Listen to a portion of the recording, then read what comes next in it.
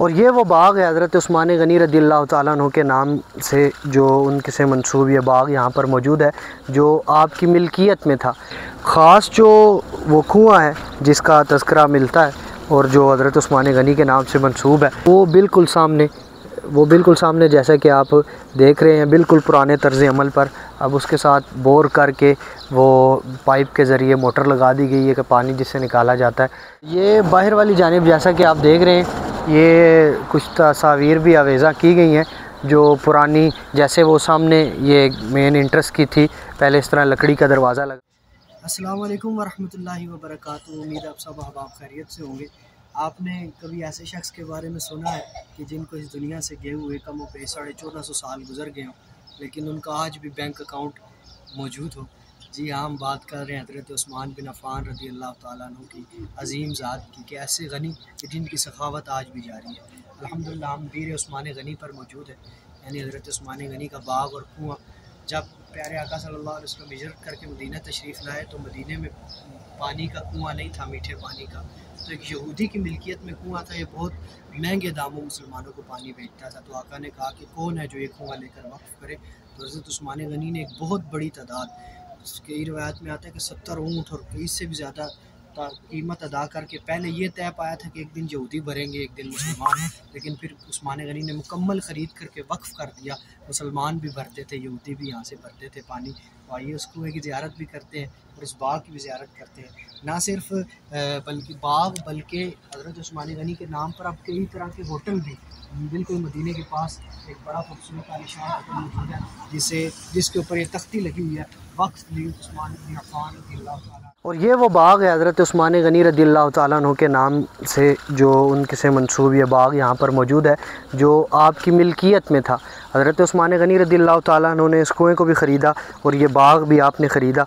इसका सारा नफ़ा मुसलमानों के वेलफेयर में जाता था, उनको इसका फ़ायदा होता था। तो आज हम इसकी ज़ियारत के लिए भी आए। बिल्कुल 13 से 14 मिनट के फ़ासले पर ये मौजूद है। लोकेशन के ज़रिए यहाँ पर पहुँचा जा सकता है। फ़िलहाल इस को बंद कर दिया गया है, बंद किया हुआ है, चारों तरफ से इसको मुकफ़ल किया हुआ है, क्योंकि जो इनका सकाफ़ती इदारा है इसको नए सिरे इसके गिर्द बाउंड्री तैयार कर रहे हैं और इसके अंदर और इसको खूबसूरत बना रहे हैं। इसके अंदर सिटिंग एरिया भी बनाया जाएगा ताकि आने वाले दौर में इसको मज़ीद अच्छा करके लोगों के लिए खोला जा सके। उम्मीद है थोड़े अरसे के बाद इसकी तामीर नौ हो जाएगी। ख़ास जो वो कुआँ है जिसका तज़किरा मिलता है और जो हज़रत उस्मान गनी के नाम से मंसूब है, वो बिल्कुल सामने जैसा कि आप देख रहे हैं, बिल्कुल पुराने तर्ज़ अमल पर। अब उसके साथ बोर करके वो पाइप के ज़रिए मोटर लगा दी गई है कि पानी जिससे निकाला जाता है।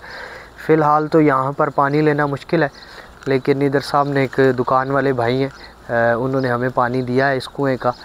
शायद इनके लिए कुछ राह है जिसके ज़रिए ये इधर से पानी हासिल कर लेते। तो यहाँ आकर इसका कोशिश करके पानी भी ज़रूर ले कि वो पानी है जो प्यारे आका सल्लल्लाहु अलैहि वसल्लम ने भी नोश फरमाया और सहाबा भी अपनी ज़रूरत पूरी करने के लिए यहाँ से पानी लेकर जाया करते थे। ये बाहर वाली जानिब जैसा कि आप देख रहे हैं, ये कुछ तस्वीर भी आवेज़ा की गई हैं जो पुरानी, जैसे वो सामने ये मेन इंट्रेंस की थी, पहले इस तरह लकड़ी का दरवाज़ा लगा था और फिर ये अंदर वाली जानिब इस तरह एक कमरा और बैठने की जगह थी जिसके ऊपर ये चिक सी लगी हुई है। और ये एक दूसरी जानिब, असल में अंदर 2 कुएँ हैं, जहाँ के एक दुकान वाले भाई ने बताया कि अंदर 2 कुएँ हैं, एक मीठे पानी का है और एक कड़वा पानी है। वो पानी उसका मीठा नहीं हुआ, वो दीगर आबियारी के लिए इस्तेमाल होता सिर्फ पानी। तो ये दूसरे कुएँ की भी तस्वीर लगी हुई है और इसके साथ ही ये सिटिंग एरिया की और तस्वीर है पुरानी जो एक अतराफ़ पर बने हुए थे। इसी तरह एक छोटा सा होटल भी, और ये अंदर जो एक अरबी स्टाइल है नीचे बैठने का, वो भी अंदाज़ पे था। और ये कुछ मज़ीद प्लानिंग के भी हैं।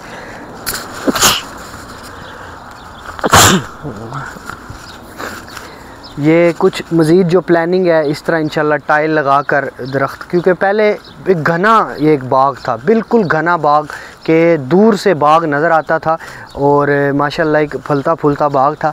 इसको ख़ुद इस तरह किया गया है ताकि इसमें नए अंदाज से, एक तरफ आप देख सकते हैं अंदर शायद कोई नज़र आ जाए, एक तरफ कुछ गड्ढे भी खोदे गए हैं कि नए दरख्त लगाए जाएं और इसको ख़ूबसूरत अंदाज में इसको दोबारा सरे नौ तामीर करके मुसलमानों के लिए एक यादगार बनाई जा सके। हमें दुआओं में याद रखिएगा। कैसी लगी वीडियो ये भी ज़रूर बताइएगा। अस्सलामु अलैकुम वरहमतुल्लाह।